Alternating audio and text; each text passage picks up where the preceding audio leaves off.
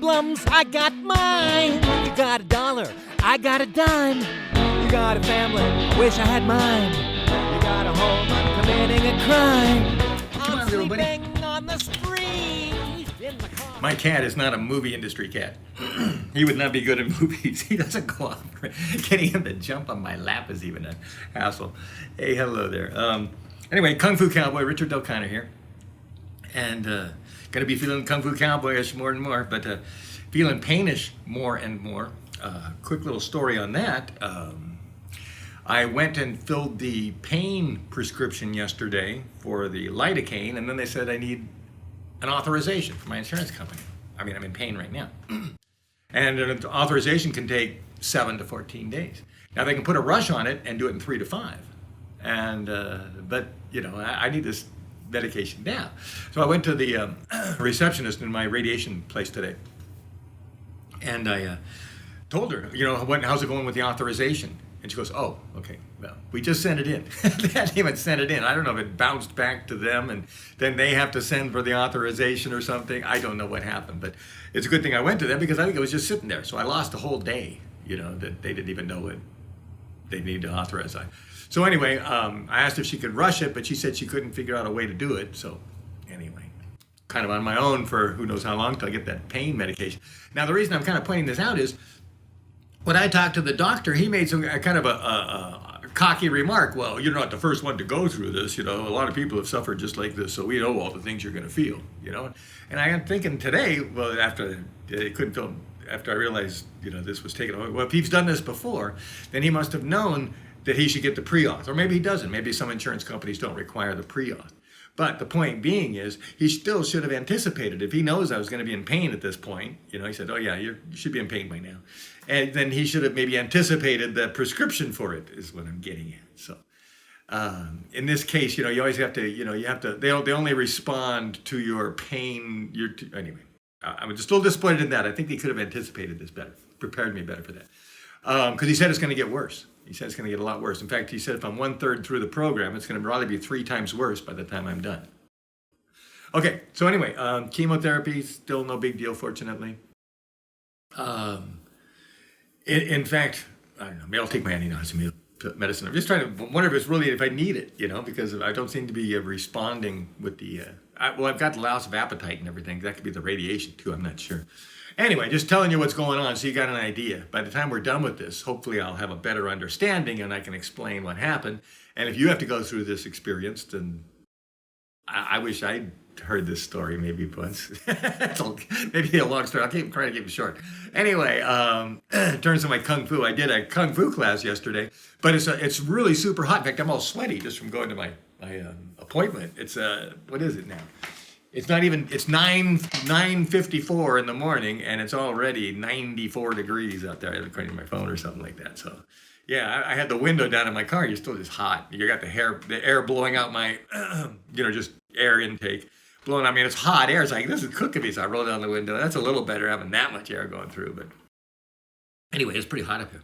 And my car doesn't start in hot weather well. I think it's my MAF. As I may have told the story. I told it in one podcast. Anyway, when I got the car from my brother, he told me that it has trouble starting in hot weather. And it does. I mean, it won't start in hot weather. Anything over 90 degrees, you're at risk. The first time when the engine's cold, it'll start. But once you drive it and then it's in hot weather, it can't get to a cool enough level to start. And so anyway, I think it was the MAF switch thing. I pull out this thing in my air intake in my Tacoma, and I spray it with this MAF special spray with a special chemical that won't harm it. You spray the sensors with it and pop it back in there. And I think that's it. But man, I was thinking about getting some gas on the way back today, and it was hard starting my car. Even from this morning, I drove it this morning to the doctor's office down in Palmdale. I'll have to figure out how many miles that is. And went by appointment, came back half an hour later or something, and it had trouble starting. So it's like, I'm not going to get back gas. I'll get it in the morning tomorrow. So yeah, I got to get gas in the morning. I don't have enough for next week's trips. But anyway, oh yeah, so this heat, and the power went out yesterday during my Zoom class, and so the Zoom cut off, and my internet went out. So I had to call the guy on the phone, and then we did it, you know, orally. I guided him orally, that doesn't sound right. But I just did it over the phone, the telephone, and I said, inhale, exhale, right forward, inhale, exhale, left forward. And then once I synced him up, I know that he was synced up with me. I just say inhale, exhale, and we do the whole Tai Chi form together. And I always ask him, did you sync up? And he says, yeah. And so he's got it down. Well, he's been doing it for a while. But I can't tell. Unless he tells me, I don't know for sure that he's synced up because I can't see him. But when in that situation, like even when I've got the zoom, it's so far away and it's so small, and without my glasses on, I actually can't tell what he's doing anyway. So I need a big, huge monitor for me to be able to really see clearly. So anyway, but yeah, we did the Tai Chi class. I had to cut it short because of the power outage. And YouTube's been messing with these videos. I'm just now up, got 16 of them up, and I'm putting in the descriptions and the keywords and stuff and trying to get a routine going. And the very first one, they put down for 18 and older. They put a restriction on it. And then they made it so you couldn't share it or embed it in other websites or something. It's like, wow. Okay, they're just really just like, I guess, censored it. And then then I started editing the other ones. And while I was editing the other ones, they must have known that I was there because they changed it. And then I went back a little while later, and it's not 18 plus. It was for like a couple hours, or has been for how many days. But once I started working on the other ones, somebody at YouTube was obviously checking out what I was doing and watching me working and decided, maybe it doesn't need this 18 plus. But they still got the restrictions where you can't share my videos and stuff. So they're really, I guess, putting a cap on me or limiting me. I think because it's medical information. I think that's the big thing. Over the last 4 years, because of all the false medical information, YouTube doesn't want to put any false medical information. So they're flagging me because I'm giving medical information, I think. Just guessing wildly. So anyway, I've all caught up, and I just got to put all the descriptions in on all the videos, get a routine. I got a little template, and then I can just update a few things, and then boom, I can slap it in there, and I'm getting better at the editing. I don't know how long it's going to take me to actually shoot and edit. I'm going to get it down. In fact, maybe I'll kind of time it with this one. I'll shoot this one, and I'll go in there. I wish I had Premiere open because it takes like 5 minutes to open the programs. And but anyway, I'll go in there, and we'll have to upload it, and so after I upload it, I'll try to fire up the programs, and I'll do the work, and I'll edit it, and then I'll upload it to YouTube, and then I'll edit the description and the keywords and stuff, and whammo, I'll know how long it takes to make one of these videos. So I'll maybe tell you tomorrow. So Kung Fu Cowboy, I'm just itching. I've been listening to the songs and getting ideas. In fact, I was playing bongos this morning. I love playing bongos, and I'm looking forward to putting some bongos on the record, and that's going to be one of the last overdubs on this record to finish it. And if I don't get time to put much on this record, because this record's kind of done, I'm in a kind of I don't want to say hurry, but I really want to get to my next album and start it from scratch in Logic, because this one's a mixture of, I started this one when I was living in my car, so the track, some of it's recorded in a couple different places. So I want to start a whole fresh album, so I'm really looking forward to that, this next album. And the next album right now is tentatively called Second Resurrection.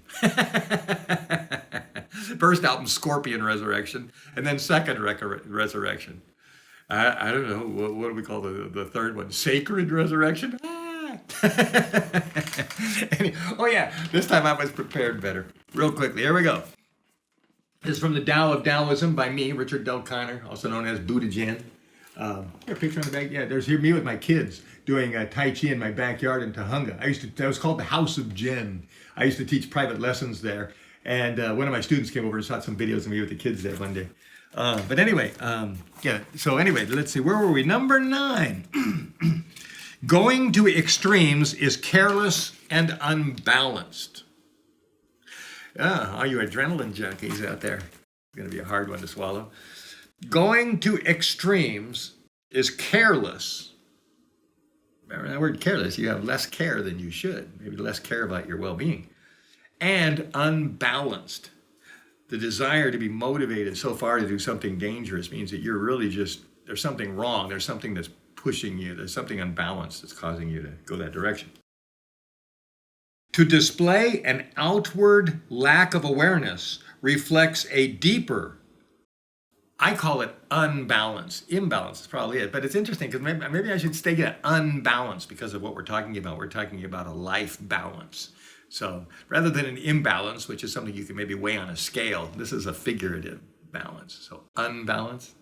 That's what it said. Anyway, that's what my book says, unbalance. So we'll go with that. So anyway, if you actually pretend to be stupid, then that's even worse yet. So in other words, you're trying to do something dangerous where you might die for a thrill, or you're trying to look dumber than you are. These are different kinds of imbalances. Know when to change direction. Yeah, that's an important one. And in fact, I would say that's probably the biggest failure in my life. I've always been pretty good at changing directions, maybe a little too soon sometimes. But in the case of my family, I stuck around for an extra 15 years and raised my kids. I should have changed directions. I really thought my kids were going to appreciate it. They don't even call me on Father's Day. So I lost 15 years of my life thinking that I was doing the right thing. So I should have changed direction. So I'm putting the blame on me. That's one of the reasons I'm not a big success. Know when to start a new goal. I've always got 10 goals going. My problem is knowing which one to work on and which ones to do and which are the priority each year. And I can never get enough of them done. I'm a one-man operation. I write, edit, publish, do the graphics, do the distribution, do the marketing, do the promo, do the advertising. Everything's just me. So it's if I was a big success, I'd take big credit. But to be honest with you, you can't be a one-man. Well, anyway, I just said you can't be a one-man. I'm a one-man operation. I'm surviving. I haven't gone bankrupt. Lots of people, my relatives and everybody, they've all gone bankrupt. I may be poor, but I haven't gone bankrupt. Close, very close. Within $100 of being, bump up my camera, sorry. Well, I've been within $100 of being bankrupt for years at a time. Just my floating my balance within $100 every month. Man, I was just working and getting enough, and boom, pay a bill. Working enough, pay a bill, boom. Sheesh, that was desperate times for about half a dozen years. Well, 10 years, really. Okay, anyway, mumbling. I was noticing that when I was editing these videos, sometimes I talk softer and the microphone stopped picking up. And I didn't move my blockade over here. I'm sorry. So the edit, it might be kind of echoey. Oh, man. Maybe I'll use that. Anyway, what I really should have is a shotgun mic that just points right at me. And that would give you, I guess, I ordered one, but I didn't like it. I didn't like it. But, okay. In terms of the volume, hello. I think that was too loud. Making sure I'm loud enough. The last one I cut, I thought it was really low in volume. Here we go. Maybe, okay. Let's finish this. Know when a direction is completed. See? You got to know when you're done and not hang around too long.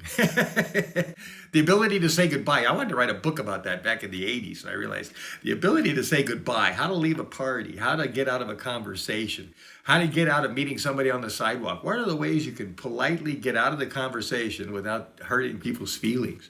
And there's an art to that. And I'm not going to claim to have mastered that one.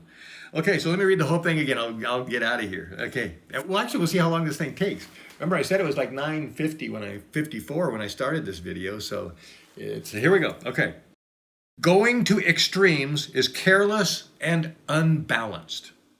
To display an outward lack of awareness reflects a deeper inner unbalance. Know when to change direction. Know when to start a new goal. Know when a direction is completed. All right, well, this is completed. Let me get out of here. All right, Kung Fu Cowboy here. And I'm not sure what day this is, but I'm giving you every week I'm putting a different song. But these are just the roughest tracks. There's no echo, there's no reverb, there's no moving the faders. I haven't decided, I haven't even put EQ on the instruments or anything. Everything's just like, I recorded it, I kind of put everything where I wanted it, and then I just step back and hit the play button. And that's what you're hearing. Those are the mixes you're getting. You're getting the roughest rough mixes there can possibly be. In other words, what's the worst that can sound if I don't do anything at all? Now I'm going to go in there and tighten it up and make instruments come back and go back a little farther and put some reverb and who knows, but make it all sound a lot better. So I'm excited. So, yeah, anyway, hope you're enjoying your songs. I hope you are. Get the record when it comes out. Come on, prove my parents wrong. My parents say I'll never be a success. Come on, help me prove them wrong. And that's not only to be disrespectful. You should always try to support your parents, but my parents don't support me. So we've kind of got an altered reality here in which my parents don't want me to succeed. So don't feel bad about trying to prove my parents wrong.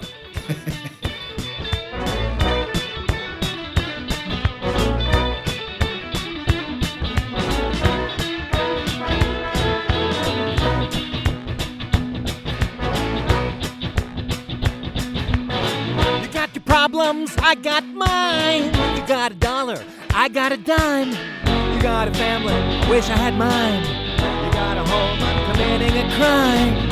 I'm sleeping on the street, in my car in the cold and heat. Part-time job's all I find, searching for my peace of mind. Sleeping with the stars. We're not homeless, we have cars. I need a financial injection to complete my scorpion resurrection. My Buddha Kung Fu was Shaolin Chimantas, along with Tai Chi Youth, a playground in Atlantis. The Crowdy Clan was a wife and 2 kids, but now their religion, singing with me, forbids. No, I'm not blaming the economy. I'm done shaming those who deserted me. I got resentment for some relatives who failed to help or offer a place to live. Sleeping with the stars. We're not homeless, we have cars.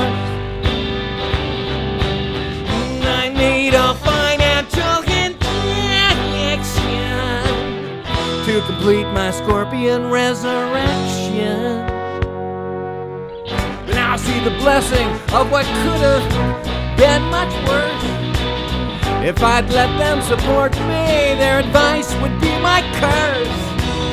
Parents want peace of mind when they go to bed each night, so for their security, they know what's right.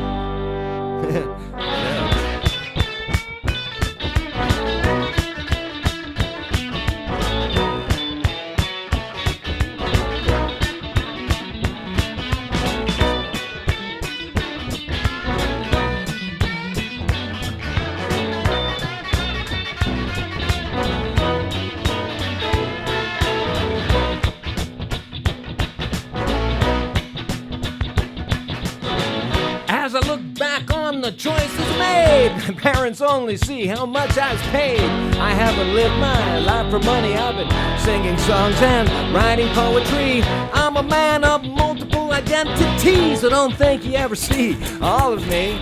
I am who I want to be. Can you say the same? Are you really free? Sleeping with the stars.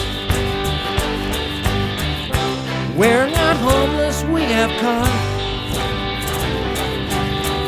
I need a financial injection to complete my scorpion resurrection.